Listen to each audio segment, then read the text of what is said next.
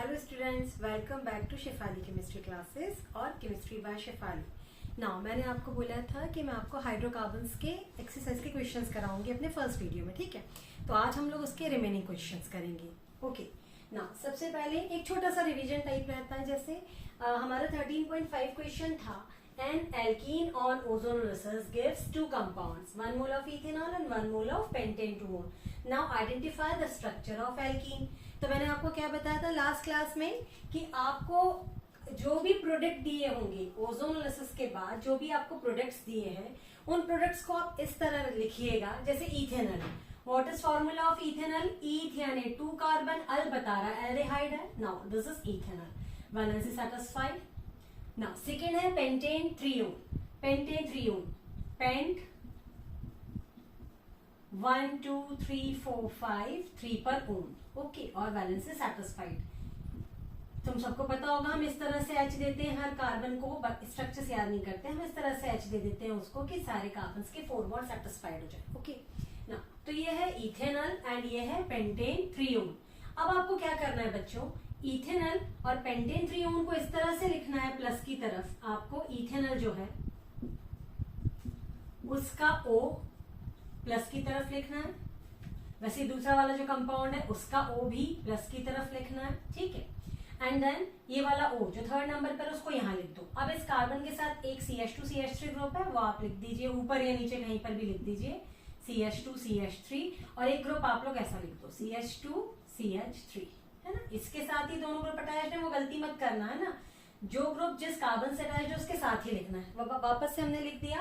अब आप क्या करिएगा, फिर से बता रही हूँ, जो कंपाउंड जो प्रोडक्ट बन रहे हैं ओजोनोलिसिस के बाद उन दोनों प्रोडक्ट्स को आप इस तरह से लिखिएगा कि दोनों प्रोडक्ट्स के जो कार्बन डबल बॉन्ड O है, C डबल बॉन्ड O जो है, जिसको हम कार्बोनिल भी कहते हैं ग्रुप, है ना, तो C डबल बॉन्ड O जो रहेगा, ये वाले दोनों जो O है दोनों वो प्लस की तरफ लिखिएगा। फिर बस एक काम करना, मिटा देना, है ना। मतलब क्या करना आप, CH3 CHO प्लस CH3 ये जो कंपाउंड है, ये जो डबल बॉन्ड O है ये मिटा दो, ठीक है। पहले क्या करो, दोनों कंपाउंड के फॉर्मूले लिखो, फिर उनको इस तरह से लिखो कि दोनों के O प्लस के साइड हो, फिर दोनों के प्लस हटा दो, दोनों के O हटा दो, प्लस के साथ साथ दोनों के O हटा दो और दोनों को ऐड कर दो इस तरह से। तो ये हो गई हमारी वो एल्कीन A, जिसके ओजोनोलिसिस के बाद, हम ओजोनोलिसिस समझ चुके हैं क्या होता है ना, वो एक बार आप देख लेना वापस से वीडियो में अगर डाउट हो। उसकी जिस कंपाउंड के ओजोनोलिसिस के बाद हमको ये 2 कंपाउंड जो मिले थे इथेनॉल या पेंटेन थ्रीओन, वो एल्कीन A क्या थी, तो वो एल्कीन A ये है ना, ये जो मैंने बनाई ये एल्कीन A है। नेमिंग और कर देते हैं, लॉन्गेस्ट चेन चूज कर लेंगे। नाउ 1 2 3 4 5, तो name of alkene is 3-ethyl pent 2-ene, okay. तो its name is 1 2 3 4 5 longest chain. Numbering यहां से करेंगे, डबल बॉन्ड जहां से लीस्ट नंबर पे मिलेगा, फिर तो 3-ethyl pent 2-ene, ठीक है। 3 पर इथाइल है, पेंट 2-ene, ओके ना। ये हो जाएगा। अब मैं इसको हटा रही हूँ, सेकेंड वाला आप समझ गए होंगे, इसको बार बार आप इसको देख लीजिएगा जितने बार होगा ना। नेक्स्ट है, पहले 13.5 के बाद मैं सीधे 13.7 पे आ रही हूँ, क्योंकि ये क्वेश्चन भी बिल्कुल सेम ऐसा ही है। तो वो बता रहे हैं an alkene on ozonolysis, the ozonolysis product of alkenes are, मतलब एक एल्कीन की कंप्लीटली ओजोनोलिसिस के बाद हमको 1 मोल ऑफ प्रोपेनॉल मिला है, 1 मोल ऑफ पेंटेन थ्रीओन मिला है। Now identify the structure of alkene. तो फिर से हम यहाँ पे प्रोपेनॉल, एक जगह पर हम प्रोपेनॉल और एक जगह पर हम लोग पेंटेन थ्रीओन की का फॉर्मूला लिख देंगे। एंड देन इसके बाद फिर से प्रोपेनल, प्रोप अल, है ना, propanal, valency satisfied, pentane three one, pent 1 2 3 पर ओन, ओके। नाउ सेम वैसे ही जो पिछला हमने क्वेश्चन किया था, फिर से हमको इन दोनों कंपाउंड को इस तरह से एक दूसरे के आमने सामने लिखना है कि दोनों कंपाउंड्स के O एक दूसरे की तरफ प्लस की तरफ फेस करते हुए आए। इसका O यहाँ है तो C को पहले लिख दो, फिर ये CH2 CH3, वही जो मैंने आपको लास्ट उसमें दिखाया था वैसे कर दीजिएगा क्वेश्चन में। एंड देन फिर से क्या करना, O निकाल दो, दोनों के प्लस और दोनों के O को प्लस के साथ गायब कर दो, मिटा दो, है ना, पेंसिल से जैसे अपन बना के देखें तो मिटा दिया। और फिर जो कार्बन के दोनों के डबल बॉन्ड फ्री हुए उनको आप आपस में ऐड कर दो डबल बॉन्ड से। जो दोनों कार्बन के दो दो बॉन्ड फ्री हो गए तो दोनों कार्बन आपस में अब डबल बॉन्ड बनाकर सेटिस्फाइड हो जाएंगे, ठीक है। नेम ऑफ एल्कीन 1 2 3 4 5 6 है ना, 1 2 3 4 5 6 यहां से नंबरिंग कर दीजिएगा क्योंकि यहाँ पर हमको साइड चेन का भी फायदा मिल रहा है। Now it's name is 3 ethyl hex 3E। Okay, ठीक है बच्चों, बिल्कुल वैसा जैसे पिछला किया था, ठीक है। अच्छा देखो क्या करना है, जो कंपाउंड लिखा करोगे ना उनका नेम जरूर लिखना। मैं कई बार ऐसा करती हूँ कि नेम नहीं लिख रही होती हूँ पर आप लोग जरूर लिखना, है ना। प्रोपेनल बोल देती हूँ, बता देती हूँ बट लिखती नहीं हूँ, है ना, तो उसको ध्यान देना। आप जब क्वेश्चन अटैम्प्ट करते हो ना तो आपको नेम वगैरह सब प्रॉपर लिखने चाहिए, देन जो कंपाउंड बना उसका नेम। तो ये कर देंगे हम इस तरीके से। नाउ नेक्स्ट क्वेश्चन है, इसके बाद ये हो गया क्वेश्चन नंबर 13.7, है ना, 13.7 में ये हो जाएगा। अब नाउ इसके आगे है क्वेश्चन नंबर 13.6 जो थोड़ा सा डिफरेंट वे में दिया है उन्होंने ओजोनोलिसिस पर। ओके, वो 13.7 क्वेश्चन क्या है कि उन्होंने बताया है उनके पास एक एल्कीन है, उस एल्कीन में 3 सिंगल बॉन्ड है और एक है उस एल्कीन में CC पाई बॉन्ड। मतलब टोटल कितने कार्बन है, 4 है, जिनमें से 3 कार्बन जो है उनके बीच सिंगल बॉन्ड है और एक जो कार्बन है उसके बीच क्या है, डबल बॉन्ड है, ठीक है। तो ओके, तो अब हम अटेंड करेंगे क्वेश्चन नंबर 13.6। ओके, 13.6 में उन्होंने दिया है N alkene A contains 3 C single bond C, 8 C single bond H जो कि सिग्मा बॉन्ड बना रहे हैं और 1 C डबल बॉन्ड C। क्यों? क्योंकि उन्होंने पाई बॉन्ड लिखा हुआ है वहां पे, तो मतलब कोई ऐसे 2 कार्बन भी है जिनके बीच में क्या है, डबल बॉन्ड है, ठीक है।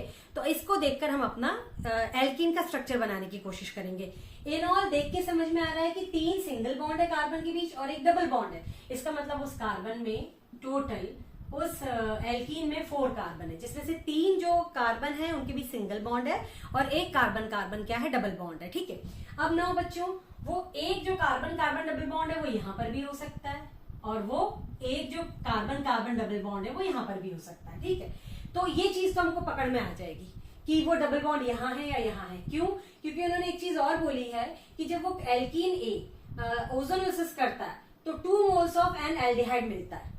2 मोल्स ऑफ एन एल्डिहाइड मतलब एक ही टाइप का एल्डिहाइड मिल रहा है और एक ही टाइप का एल्डिहाइड मिल रहा है, तो क्योंकि अगर डिफरेंट मिलता तो वो बताते हैं, हिंट होती कि तो डिफरेंट टाइप के, एक ही टाइप का एल्डिहाइड मिल रहा है और उन्होंने उसका मास भी दिया है कि उस एल्डिहाइड का मास क्या है, 44U। तो बच्चों एक टाइप का एल्डिहाइड मिल रहा है तो मतलब वो डबल बॉन्ड कॉर्नर पे तो नहीं हो सकता, क्योंकि मैंने आपको ओजोनोलिसिस प्रोसेस करना सिखाया है। तो आप खुद सोचिए कि अगर हम ये मानते कि वो कार्बन डबल बॉन्ड कॉर्नर पर है तो हम O3 का अटैक कराते तो O पहले यहाँ ऐसा टेम्पल जैसा ऐसा ऐड हो जाता है ना। देन उसके बाद हम इसकी ओजोनोलिसिस करते तो एक कंपाउंड टिप के O को बचाते हुए ऐसे ब्रेक करते ऐसे, तो एक हमको मिलता है CH2O। CH2O का मतलब क्या होता है, इसका मतलब होता है, इसको अच्छे से ओपन करूं तो पहले ऐसा, ठीक है, और तो मैं समझने के लिए तो ये एक्चुअली कंपाउंड है HCHO, ये है फॉर्मल्डिहाइड जिसको हम मीथेनॉल भी कहते हैं। तो अगर वो डबल बॉन्ड कॉर्नर पर होता तो बच्चों एक हमको HCHO मिलता और एक हमको क्या मिलता, CH3। जैसा मैं तुमसे कहती थी कि कट करने के बाद आप उन कंपाउंड्स को, जो 2 कंपाउंड्स बन रहे हैं उनको इस तरह से वापस से लिख लिया करो, CH3 CH2 CH, और बस जो O सिंगल बॉन्ड है उसको जब आप प्रोडक्ट में लिखा करो तो डबल कर लिया करो ऐसे। तो 2 डिफरेंट, अगर मान लो यहाँ पर कॉर्नर वाले कार्बन के बीच डबल बॉन्ड होता है जिसको कह रहे हैं कि एक कार्बन पाई बॉन्ड है, अगर वो कार्बन पाई बॉन्ड कॉर्नर पे होता तो हमको 2 डिफरेंट टाइप के एल्डिहाइड्स मिलते, एक मिलता मीथेनॉल और एक हमको मिलता प्रोपेनॉल। ओके, लेकिन उन्होंने ऐसा कुछ नहीं कहा है, उन्होंने कहा है 2 मोल्स ऑफ एन एल्डिहाइड मिल रहा है, एन एल्डिहाइड एक ही टाइप का एल्डिहाइड मिल रहा है जिसके 2 मोल्स मिल रहे हैं। इसका मतलब जो कार्बन पाई बॉन्ड की पोजीशन है वो कॉर्नर पे नहीं है, इसका मतलब वो बीच में, जब वो बिल्कुल बीच में, ये सिमेट्रिकल एल्कीन है, जब बीच में है तो दोनों साइड के, जब आप इसको ओजोनोलिसिस करके देखोगे तो दोनों साइड के जो एल्डिहाइड्स, दोनों जो 2 प्रोडक्ट्स बनेंगे दोनों के दोनों कैसे बनेंगे, बिल्कुल सेम बनेंगे, ठीक है। चलिए करके देख लेते हैं। तो मान लीजिए मेरे अकॉर्डिंग तो एल्कीन जो है एक मैंने ज्यादा बना दिया है ना, आप इसको सही कर लेना, हो सकता है कभी मैं समझाने में मुझसे H ज्यादा या कम, लेकिन आपकी कॉन्सेप्ट क्लियर है कि 4 से ज्यादा बॉन्ड कार्बन के नहीं होने चाहिए, ठीक है ना। अब हम इसकी ओजोनोलिसिस करवाते हैं। तो जब हम इस पे O3 का अटैक कराएंगे तो क्या सीखा है हमने कि जब भी O3 अटैक करता है तो सब उसी साइड पे करता है जहां कार्बन कार्बन डबल बॉन्ड है, बस उस साइड के carbon carbon double bond break कर देना बच्चों, और O को ऐसा टेम्पल जैसा ऐड कर देना, ठीक है। और उसके बाद हम इसकी करेंगे ओजोनोलिसिस। ओजोनोलिसिस में मतलब ओजोन O3 ऐड तो हो गया है, ओजोनोलिसिस में O3 ऐड होता है, फिर फाइनली उसको ब्रेक करते हैं कंपाउंड को, जो ओजोनाइड बनता है इसको ब्रेक करते हैं टिप के O को बचाते हुए। तो क्या बन गया, एक CH3CHO। जो सिंगल बॉन्ड दिख रहा है डेफिनेटली वो डबल हो ही जाएगा, बॉन्ड फ्री होने से डबल बना लेते कार्बन आपस में, बिना 4 बॉन्ड के कोई भी प्रोडक्ट नहीं बनता। मैकेनिज्म की बात अलग है, नॉर्मल रिएक्शन जो हम करके बता दें, बिना 4 बॉन्ड के कार्बन के कोई भी प्रोडक्ट बाहर नहीं बनता ना। ये हमारा बन गया इथेनॉल, ये बन गया इथेनॉल, दोनों एक ही टाइप की एक ही टाइप का जो है वो एल्डिहाइड बन गया, ठीक है। इसको मैंने 2 बार अलग लिखा, आप चाहो तो ट्वाइस ऑफ CH3CHO लिख दो, ठीक है। और उसके बाद इसका मास और चेक कर देते हैं, क्योंकि उन्होंने ये जरूर बताया कि वो जो एल्कीन है जिसका आप स्ट्रक्चर पता करने की कोशिश कर रहे हो, जो हमारे अकॉर्डिंग ये होना चाहिए उसका स्ट्रक्चर ना, तो उसको अगर आपने ओजोनोलिसिस किया तो उन्होंने कहा 2 मोल्स ऑफ एन एल्डिहाइड मिल रहा है, और उन एल्डिहाइड का मास कितना है 44 है, उन एल्डिहाइड का मास 44 है। तो इसका मास और चेक कर लेते हैं बच्चों, 44U, कार्बन का मास 12U हो जाएगा, ओके। हाइड्रोजन 3 और 1 4 सारे मिला के, फिर से कार्बन का मास 12 और ऑक्सीजन का 16, तो इसका सम कितना आ जाएगा बच्चों, तो इसका सम आ जाएगा 44U, ठीक है। हर एक एटम का मास लिया गया है। ध्यान रखना, जब एटम का मास लिया जाता है तो U यूनिट लिखी जाएगी एक एटम का मास या एक मॉलिक्यूल के मास में यूनिट U आएगी, और अगर 1 मोल होगा, अगर यूनिट ग्राम है, तो इट मीन्स वो एक एटम या एक मॉलिक्यूल का मास नहीं है, इसका मतलब वो 1 मोल का मास है, यानी 6.022 × 10⁻23 का है। ये सब फर्स्ट चैप्टर के या ये मोल कॉन्सेप्ट के कॉन्सेप्ट्स हैं, जिसके लिए हम अलग से वीडियो बनाएंगे, ठीक है ना। तो ये आ जाएगा, तो प्रूफ हो गया, हैंस प्रूफ कि हमारा जो एल्कीन था वो यही था, ब्यूट-2-ईन, क्योंकि ये ब्यूट-2-ईन से हमको 2 एल्डिहाइड्स मिल रहे हैं जो कि सेम है नेचुरली, और दोनों का मास कितना है 44, ठीक है ना। अब हम लोग नेक्स्ट क्वेश्चन पर आएंगे। नेक्स्ट क्वेश्चन है बहुत इजी है बच्चों। Next question, write combustion reaction for butane, pentene, okay, hexyne और टोलुइन। देखो बच्चों, नेमिंग आएगी ना तो तुम हर क्वेश्चन अटेम्प्ट कर सकते हो, चाहे 11th हो चाहे 12th हो। अगर उन्हें क्वेश्चन पूछना है तो वो आपको नाम देकर ही क्वेश्चन पूछेंगे। तो आपको समझ में आ रहा है, सबसे पहली जरूरत क्या है आपको नेमिंग बननी चाहिए, क्योंकि नेम आपको आएगा करना IUPAC, तो फिर आप उस कंपाउंड के स्ट्रक्चर लिख पाओगे, देन फर्दर जो उसके लिए इन्फॉर्मेशन मांगी वो आप कर पाओगे, ठीक है ना। एक लास्ट इन्फॉर्मेशन, अगर कॉम्पिटिटिव एग्जाम में आप ओजोनोलिसिस कर रहे हो तो ये आपको O3 टेम्पल जैसा बनाने की जरूरत नहीं है बच्चों। केवल क्या करना है, जो भी एल्कीन होगी कॉम्पिटिटिव एग्जाम में, जो भी आपको एल्कीन दी रहेगी, बस उसको जहां डबल बॉन्ड होगा वहां ब्रेक कर देना, और वहां दोनों तरफ OO लगाकर देख लेना, आपको पता चल जाया करेगा कि वो 2 कंपाउंड्स कौन से हैं जो ओजोनोलिसिस प्रोडक्ट के बाद बनने वाले। और एक बात बताऊं, जितनी जगह पर डबल बॉन्ड होगा सब जगह पर से कट करके दोनों तरफ OO देख के समझ सकते हो कि कौन कौन सी प्रोडक्ट्स फॉर्म हो रहे हैं। नाउ हमारा नेक्स्ट क्वेश्चन है इसके बाद, क्वेश्चन नंबर 13.8, जिसमें हमको कंबशन रिएक्शन बतानी होती है। कंबशन मतलब जला दो बच्चों, कंबशन करना जला दो। आज के बाद कभी ये वर्ड सुनो, कंबशन जला दो, कॉपी नहीं, ऑक्सीजन की रिएक्शन करा दो। कंबशन का मतलब ये होता है कि जितने भी कंपाउंड्स हैं, जैसे ब्यूटेन, लाइक हमको करवाना है ब्यूटेन का कंबशन। नाउ पहले ब्यूटेन बना लेते हैं, एन है, सारे बॉन्ड सिंगल होंगे कार्बन के बीच में, और वैलेंसी सेटिस्फाइड कर देते हैं बाकी 4 बॉन्ड कंप्लीट करते हुए इनकी, ओके। कंबशन करना है, मतलब कंबशन का मतलब होता है ऑक्सीडेशन करना, हमको उसकी ऑक्सीजन के साथ, कोर ऑक्सीजन के साथ रिएक्शन करानी है। कंबशन का सिर्फ एक रूल याद रखना, सिर्फ एक, जितने कार्बन होंगे सबको कार्बन डाइऑक्साइड बना देना। जिस कंपाउंड का कंबशन कर रहे हो, जितने कार्बन होंगे सबको कार्बन डाइऑक्साइड बना देना, जितने H होंगे सबको वाटर बना देना, ठीक है। तो इस तरह से कंप्लीट कंबशन हो जाएगा, ठीक। कैसे, 1 2 3 4 कार्बन है, 4 कार्बन डाइऑक्साइड बना दो, रट के जाने की जरूरत नहीं है, ठीक है। 3 2 2 3, ओके। 10 हाइड्रोजन है, 5 वाटर बना दो, लो हो गई रिएक्शन कंप्लीट। अब ऑक्सीजन बैलेंस कर लेते हैं, कितने O हैं, 4 2 8 और 5 13 नंबर इवन नंबर है। इवन नंबर लिखेंगे, अगर मैं यहाँ डायरेक्ट 13 लिख देती तो ये 13 टूजा मेरी रिएक्शन गलत हो जाएगी, 13 टूजा 26 हो जाएगा, ठीक है। तो ऑड नंबर को हमेशा डिवाइडेड बाय 2 करके लिखना। तो ये हो गई कंबशन की रिएक्शन ऑफ ब्यूटेन।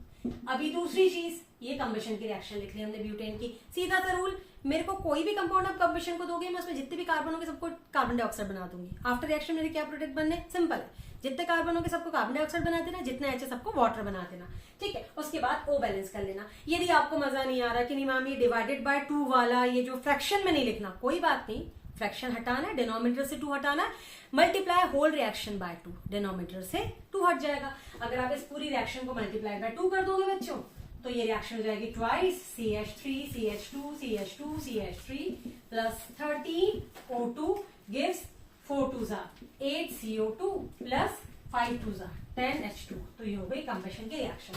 ऐसे आप सारा कर सकते हो, ठीक है। जिसको कंबशन के लिए बोलेंगे सारे कार्बन कार्बन डाइऑक्साइड बना देना, सारे H क्या बना देना, वाटर बना देना। नाउ नेक्स्ट ब्यूटेन के बाद उन्होंने दिया,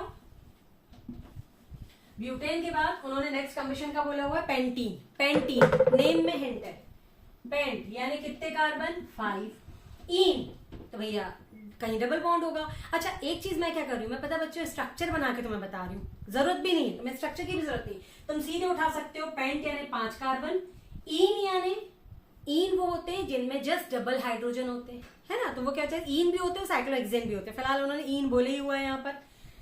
तो पेंटीन बनाना तो C5 होंगे, एच कितने होंगे, 10। जिन स्टूडेंट्स को ये नहीं पता वो इस बात को याद रखेंगे कि जो एल्कीन्स होते हैं उनका फॉर्मूला ये होता है, मतलब उनमें जितने एच का हाइड्रोजन होते हैं उसके जितने कार्बन होते हैं उसके डबल हाइड्रोजन होते हैं। नाउ पेंटीन ऑक्सीडाइज कर देते हैं इसको, सारे कार्बन 5 कार्बन, कार्बन डाइऑक्साइड बना दो, सारे H 5H वाटर बना दो, ठीक है। 5 कार्बन से 5 कार्बन डाइऑक्साइड, 10 H से 5 वाटर। डेफिनेटली हाइड्रोजन जितने होंगे इसके आधी वाटर बनेगी क्योंकि एक वाटर में 2 हाइड्रोजन लग जाते हैं। नाउ ऑक्सीजन बैलेंस कर लेते हैं, 5 2 12, 12 और 5 17 है ना, ये 17/2 है ना। तो ये हो जाएगा 5 2 10 और ये 5 2 10 और 5 2 10 और 5 15 यार सॉरी है ना 15। ये अगर आपको इसको क्या करना है मल्टीप्लाइड बाय, अगर आपको 15/2 नहीं लिखना तो वही तरीका है, मल्टीप्लाइड बाय 2 कर देना और वो रिएक्शन लिखाना। याद नहीं करना पड़ेगा बच्चों, बच्चों हैं ना, ये सारी रिएक्शंस याद करने के लिए नहीं होती। जैसा हम बोलते हैं ना कि बहुत गलत कॉन्सेप्ट है, सभी कुछ नहीं, कॉन्सेप्ट पे काम करो। सारे कार्बन कार्बन डाइऑक्साइड, सारे H वाटर बना देना। कंबशन जब करो, जब कंप्लीट कंबशन करो, कंप्लीट। हाँ, इनकम्प्लीट में जरूर कार्बन सारे कार्बन डाइऑक्साइड नहीं बनते। इनकम्प्लीट कंबशन बोले तो सारे कार्बन को कार्बन मोनोऑक्साइड बनाना, मतलब CO2 नहीं बनाना, CO बनाना। हाँ, हाइड्रोजन को water he banana, but carbon को क्या बनाना, कार्बन मोनोऑक्साइड इनकम्प्लीट में। और कंप्लीट में सारे कार्बन कार्बन डाइऑक्साइड, सारे H वाटर।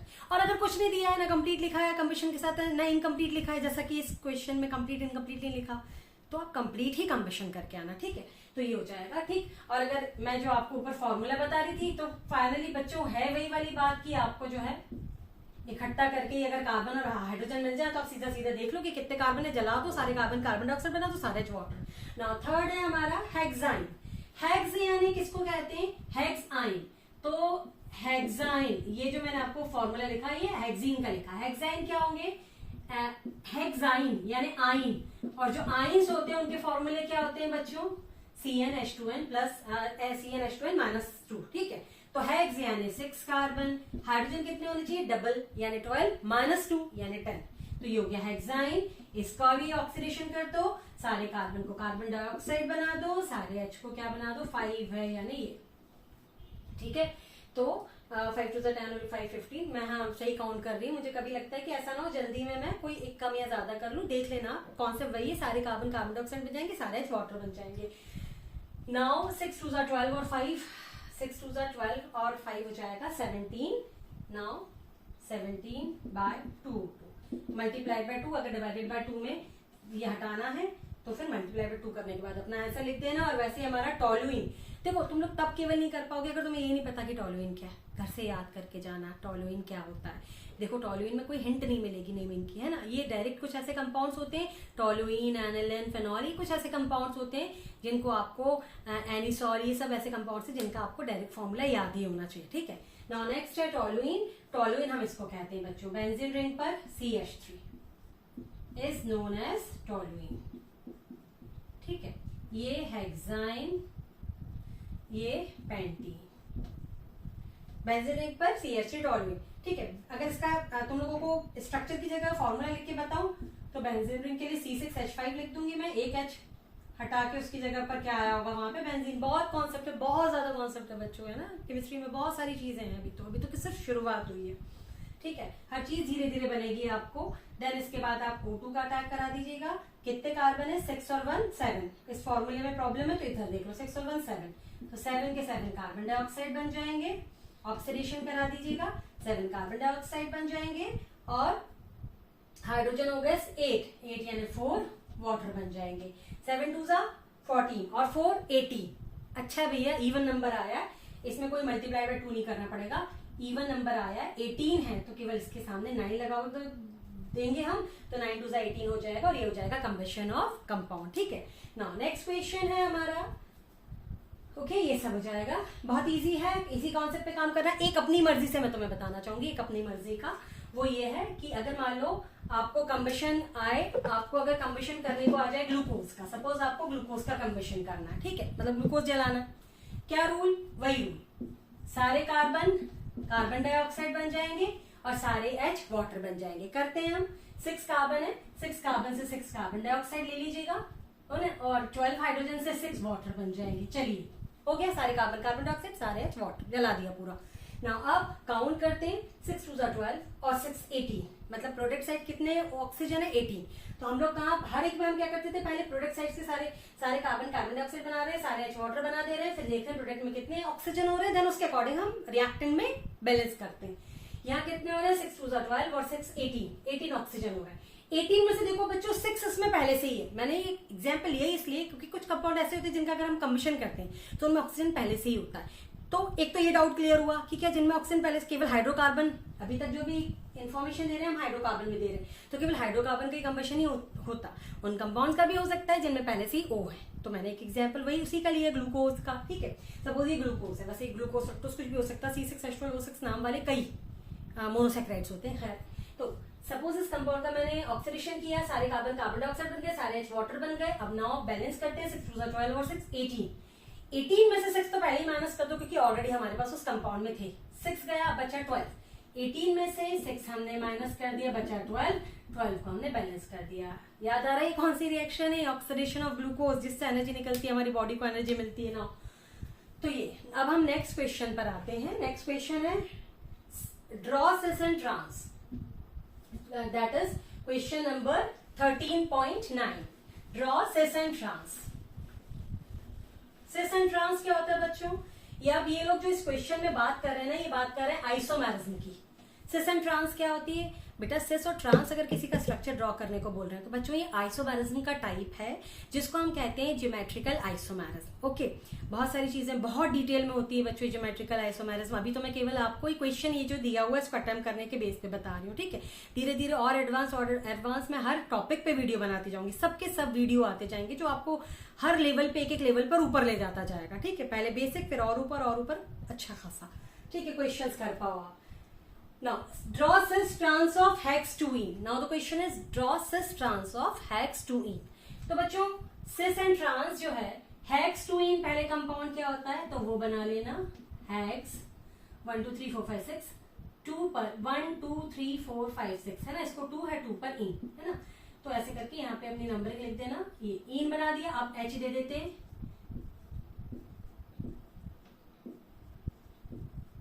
ठीक है, H दे दिया ना। H कम या ज्यादा मैंने बोला पहले ही बनेंगे तो देख लेना अपने हिसाब से, 4 होते हैं ना, कभी हो सकता है जल्दी में मुझसे बने। तो ये हो जाएगा हेक्स 2 ene। अब इसका सिस एंड ट्रांस बनाना है तो क्या करना बच्चों, सिस या ट्रांस को, सिस और ट्रांस जो होता है वो आइसोमेरिज्म होती है। इसका मेन जो नेम होता है वो होता है geometrical isomerism. Geometrical isomerism is also known as cis and trans isomerism. ये एल्कीन्स में क्यों मिलती है? क्योंकि ये उन हर कंपाउंड में मिलेगी जिनमें कार्बन कार्बन डबल बॉन्ड का रोटेशन हिंडर्ड हो जाएगा। मतलब जैसे कार्बन कार्बन के बीच के जो 2 बॉन्ड है ना, वो ऐसे करके एक दूसरे के अराउंड दी डबल बॉन्ड, वो जो डबल बॉन्ड है वो रोटेट नहीं हो पाते। तो क्योंकि carbon carbon double bond rotate नहीं हो पाते तो उनमें ये वाली आइसोमेरिज्म मिलती है जिसको अपन कहते हैं ज्योमेट्रिकल आइसोमेरिज्म। शॉर्ट में हम इसको GI करते हैं। इसकी बहुत डिटेल्स हैं, अभी केवल इस क्वेश्चन को अटेम्प्ट करने लायक बता रही हूँ मैं आपको। ठीक है, तो ये हो जाएगा ज्योमेट्रिकल आइसोमेरिज्म में शो करेगा, तभी वो लोग कह रहे हैं कि सिस ट्रांस इसके आइसोमर्स बताओ, तो ये ज्योमेट्रिकल आइसोमेरिज्म शो करेगा। तो अब सिस कैसे बनाओगे, आप केवल उन दोनों कार्बन को हाईलाइट करके आमने सामने लिखना जिन दोनों कार्बन के बीच डबल बॉन्ड है, बस उन दोनों कार्बन को आप हाईलाइट कर लेना।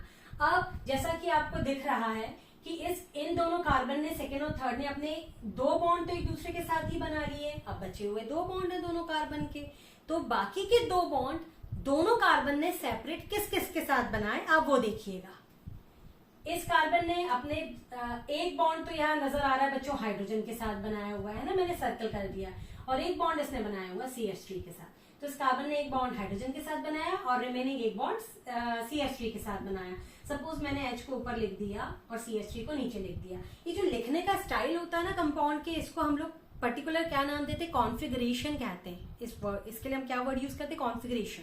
मतलब किस तरह से उन्होंने अपने आप को स्पेस में अरेंज किया है, किस तरह से वो कार्बन से जो डिफरेंट ग्रुप्स हैं वो अटैच्ड है, क्या पोजीशन है उनकी स्पेस में, कॉन्फ़िगरेशन। तो मैंने क्या करा है इसका कॉन्फ़िगरेशन में, H को ऊपर लिखा है, CH3 को नीचे। अच्छा, अब इसमें ढूंढती हूँ थर्ड कार्बन ने अपने रिमेनिंग 2 बॉन्ड किसके साथ बनाए, तो इस कार्बन ने अपना एक बॉन्ड H के साथ बनाया हुआ है, मैं यहाँ लिखा था मैंने ऊपर लिख दिया ना, और एक बॉन्ड इसने 3 कार्बन वाला एल्काइल ग्रुप यानी प्रोपाइल के साथ बनाया है। तो बच्चों इसका भी H अगर ऊपर लिख देना और इसका जो रिमेनिंग है वो नीचे लिख देना। मैं CH2 CH3 लिख रही हूँ, आप चाहो तो यहाँ इकट्ठा करके C3H7 भी लिख सकते हो, बिल्कुल करेक्ट रहेगा। तो ये इसका बन गया सिस फॉर्म। अब अगर आपको सिस बनाना है तो आप इस तरह से लिखिएगा। मतलब किस तरह से, मतलब ऐसे कि जिन दोनों कार्बन के बीच डबल बॉन्ड है, अगर वो दोनों कार्बन अपने एक साइड, जैसे मैं कहूं ये कार्बन कार्बन डबल बॉन्ड का एक साइड क्या हुआ ऊपर वाला, और इन दोनों का एक साइड क्या हो गया नीचे वाला, तो ये अपने ऊपर वाले पार्ट पर इस कार्बन ने कौन सा ग्रुप रखा है अपनी तरफ से, कौन सा एटम आयन ग्रुप जो भी अटैच्ड है, क्या रखा हुआ है, H रखा है। इस कार्बन ने भी अपना ऊपर की तरफ क्या रखा है, H रखा है। तो सेम साइड दोनों के सेम एटम्स हैं और नीचे की साइड दोनों के डिफरेंट है। तो सिस फॉर्म उसको कहते हैं कि ईदर साइड, कोई भी साइड, ऊपर के साइड या नीचे के साइड, किसी भी एक साइड भी अगर दोनों कार्बन ने अपना अपना जो कंट्रीब्यूशन रखा हुआ है किसी भी एक साइड वो सेम है ना, जैसे इसने भी हाइड्रोजन रखा और इसने भी हाइड्रोजन रखा, सेम है, तो उसको हम सिस कहेंगे। बच्चों अगर मान लो एक एग्जाम्पल बता रही हूँ, अगर मान लो यहाँ पर भी CH3 होता तो हम कहते देखो ऊपर की साइड भी दोनों ने HH रखा है, नीचे भी दोनों ने CH3 रखा है, अगर यहाँ CH3 होता तो, है ना, तो भी वो सिस होता। तो सिस होने के लिए पहले कॉन्सेप्ट क्लियर करो, सिस होने के लिए जरूरी नहीं है कि कार्बन डबल बॉन्ड के अपर साइड या लोअर साइड जो है दोनों साइड उन्होंने सेम ही ग्रुप शेयर की हो, जरूरी नहीं है। किसी भी एक साइड, बस एक पंच लाइन होगी, किसी भी एक साइड अगर दोनों कार्बन ने अपना सेम ग्रुप एटम या आयन जो भी उनके पास प्रेजेंट है, दोनों ने अपना सेम वाला अगर एक ही साइड शेयर किया है तो वो सिस में आएगा। जरूरी नहीं दोनों साइड ही सेम किया हो, एक साइड भी अगर दोनों के, किसी एक साइड भी अगर दोनों के एटम जो है वो सेम दिख जाएंगे शेयर्ड, तो हम उसको कहेंगे दोनों ने ही अपने H ऊपर की तरफ रखे, तो ऊपर दोनों ने ही सेम एटम शेयर किया हुआ है HH, तो इसको अपन कहेंगे सिस। जरूरी नहीं नीचे भी सेम करें, एक साइड भी अगर उन्होंने सेम शेयर किया तो उसको अपन सिस कहते हैं। तो ये हो जाएगा बच्चों सिस। ओके ना, अब इसका ट्रांस बनाना है, तो ट्रांस कैसे बनाएंगे, ट्रांस में ऐसा होता है कि एक को आप ऐसे ही रहने देना, इसको आप ऐसे ही रहने देना, इसको रिवर्स कर देना, इसका CH2 ऊपर लिख देना और इसका H नीचे। अब ये कौन सा फॉर्म हो गया बच्चों, ये हो गया ट्रांसफॉर्म ऑफ, ये जो उन्होंने एल्कीन दी हुई है, ठीक है, तो ये ट्रांसफॉर्म हो गया हेक्सटूइन का। सिस हेक्सटूइन है ये और ये ट्रांस हेक्सटूइन है। तो बच्चों इसमें क्या है, तो हमने देखा कि इसने ऊपर H शेयर किया है तो इसने अपना प्रोपाइल ग्रुप रखा हुआ है, इसने नीचे अपना मिथाइल रखा है तो इसने नीचे H दिया है। मतलब दोनों में से किसी भी कार्बन ने ऊपर की साइड भी अपनी तरफ से एक दूसरे से मैच करता हुआ सेम ग्रुप नहीं रखा है, नीचे की साइड भी, है ना, लोअर साइड भी एक दूसरे से मैच करता हुआ सेम ग्रुप नहीं रखा। तो अगर ट्रांसफॉर्म कैसे बनाना, जब दोनों ही कार्बन, मैं फिर से बोल रही हूँ, केवल कौन से कार्बन को हाईलाइट करना, जिन दोनों कार्बन के बीच डबल बॉन्ड है, पहले डबल बॉन्ड उनके हाईलाइट करके लिखना, फिर ढूंढना कि उन दोनों कार्बन ने इंडिविजुअली बाकी रिमेनिंग 2 बॉन्ड किन किन ग्रुप के साथ बनाए, इतना करना। फिर दोनों अगर सेम साइड यानी ऊपर की तरफ जैसे यहाँ दोनों ने H रखा है, नीचे की तरफ दोनों ने डिफरेंट ग्रुप रखे, तो एक भी साइड अगर दोनों ने अपने सेम ग्रुप शेयर किए हुए हैं, सेम एटम शेयर किए हुए हैं, तो इसका मतलब वो सिस हो जाएगा। और अगर किसी भी साइड, चाहे ऊपर की साइड देखो, चाहे आप इन देखो इन दोनों कार्बन की तरफ से ऊपर की तरफ देखो या नीचे की तरफ देखो, दोनों तरफ देखो, इन्होंने दोनों ही तरफ डिफरेंट डिफरेंट एटम आयन अपनी तरफ से डिफरेंट ग्रुप या एटम शेयर किए हुए हैं। जब दोनों ही तरफ दोनों ने डिफरेंट डिफरेंट कंट्रीब्यूशन या शेयरिंग की हुई है तो फिर अपन उसको क्या बोलेंगे, ट्रांस। तो इस तरीके से आप इस क्वेश्चन को आंसर करके आना कि वो तुमसे पूछेंगे कि क्या hex two ene geometrical isomerism show कर सकता है, तो आप बोलना yes it can show geometrical isomerism, and आप इनके दोनों के क्या बनाकर आ जाना, सिस एंड ट्रांसफॉर्म बनाकर आ जाना, इस तरीके से जैसे मैंने आपको बताया है। उन्होंने इसी में क्वेश्चन पूछा है last, which isomer have higher boiling point and why. ठीक है, तो ये सिस में और ट्रांस में हायर बॉइलिंग पॉइंट किसका होगा, तो बोलना सिस सॉरी 6 हेक्स 2 इन जो है इसका बॉइलिंग पॉइंट जो रहेगा बच्चों वो हाई रहेगा as compare to trans hex but hex 2 ene से, है ना। तो हेक्स 2 इन सिस हेक्स 2 इन का बॉइलिंग पॉइंट ज्यादा होगा ट्रांस हेक्स 2 इन से।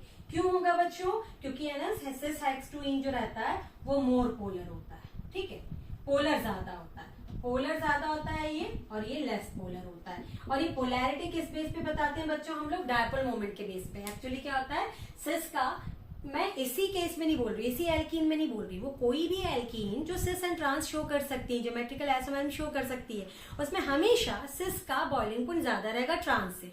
क्यों रहेगा वो पूछेंगे, तो बोलना because cis are more polar as compare to trans, है ना। और ये ज्यादा पोलर होते हैं, इनका डायपोल मोमेंट ज्यादा होता है और उनका कम होता है, इसीलिए ये ज्यादा पोलर होते हैं। और ज्यादा पोलर होंगे तो ज्यादा स्ट्रॉन्ग बॉन्ड बनाएंगे। मोर पोलर होने के कारण ये कैसे बॉन्ड बनाते हैं आपस में, स्ट्रॉन्ग बॉन्ड, मतलब सिस के साथ ज्यादा स्ट्रॉन्ग बॉन्ड बनाएगा एज कम्पेयर टू ट्रांस के साथ। तो इसीलिए ये इनका बॉइलिंग पॉइंट हाई होता है एज कम्पेयर टू दिस। वैसे मैं तुमको एक बात बताऊं, इसके लिए डायपोल मोमेंट अच्छी तरह से आना चाहिए। डायपोल मोमेंट कैसे दोनों के निकाले, कैसे हमने डायपोल मोमेंट वेक्टर क्वांटिटी और एरो बनाकर दोनों के डायपोल मोमेंट निकाले और फिर देखा कि इसका ज्यादा है तो हमने कहा ये ज्यादा पोलर है, उसका कम है तो उसको बोला कम पोलर है। बच्चों डायपोल मोमेंट हमको इन्फॉर्मेशन देता है regarding the polar nature of molecule. Dipole moment की वैल्यू ज्यादा होती है तो मॉलिक्यूल पोलर ज्यादा होता है, डायपोल मोमेंट की वैल्यू कम होती है तो वो कम पोलर होता है। तो इसका डायपोल मोमेंट ज्यादा है, इसका डायपोल मोमेंट कम है। अगर डायपोल मोमेंट ज्यादा है तो ज्यादा पोलर होगा, तो क्या ज्यादा पोलर होगा तो बोलना उनके बीच के बॉन्ड स्ट्रॉन्ग बनेंगे। तो सिस के साथ जो बॉन्ड है वो ज्यादा स्ट्रॉन्ग बनेगा एज कम्पेयर टू ट्रांस के साथ जब बनाएगा। तो एक कंटेनर में ऐसे हजारों लाखों अरबों खरबों मॉलिक्यूल होते हैं, मिलियन बिलियन ट्रिलियन, तो ये खुद के साथ बॉन्ड बनाए हुए होते हैं, अट्रैक्ट हो रहे होते हैं, बिटवीन मॉलिक्यूल अट्रैक्शन फोर्सेस लगते हैं, इंटरमॉलिक्यूलर फोर्सेस। तो बोला वो सिस का इंटरमॉलिक्यूलर फोर्सेस ज्यादा होंगे ट्रांस से, because cis is more polar as compare to trans, therefore the intermolecular forces are stronger in cis as compare to trans, and therefore the boiling point of cis would be high as compared to boiling point of trans। ये और बात है कि किसका dipole moment ज्यादा है किसका कम है, इसको भी एक अलग टॉपिक से समझना होता है जिसको हम कहते हैं डायपोल मोमेंट। अगर आपको डायपोल मोमेंट समझ में आता है टॉपिक तो आपको कहीं ना कहीं बहुत सारा आइडिया मिल जाएगा कि किस मॉलिक्यूल का डायपोल मोमेंट ज्यादा होता है, किसका कम, क्यों ज्यादा होता है, क्यों कम होता है, ऐसे बहुत सारी इन्फॉर्मेशन आपको मिल जाएंगी। ठीक है, फिलहाल लेकिन इस क्वेश्चन को अटेम्प्ट करने के लिए आपके लिए इतना काफी होगा। धीरे धीरे वक्त के साथ साथ मैं आपको सारे कॉन्सेप्ट पे वीडियो बताऊंगी, डायपोल मोमेंट क्या होते हैं, कैसे निकाले जाते हैं, कैसे पता करोगे, सब। ठीक है, अब रिमेनिंग क्वेश्चंस को मैं आपको नेक्स्ट वीडियो में बताती हूँ। तब तक के लिए बच्चों खूब पढ़ो, खूब मन से पढ़ो। Okay, bye.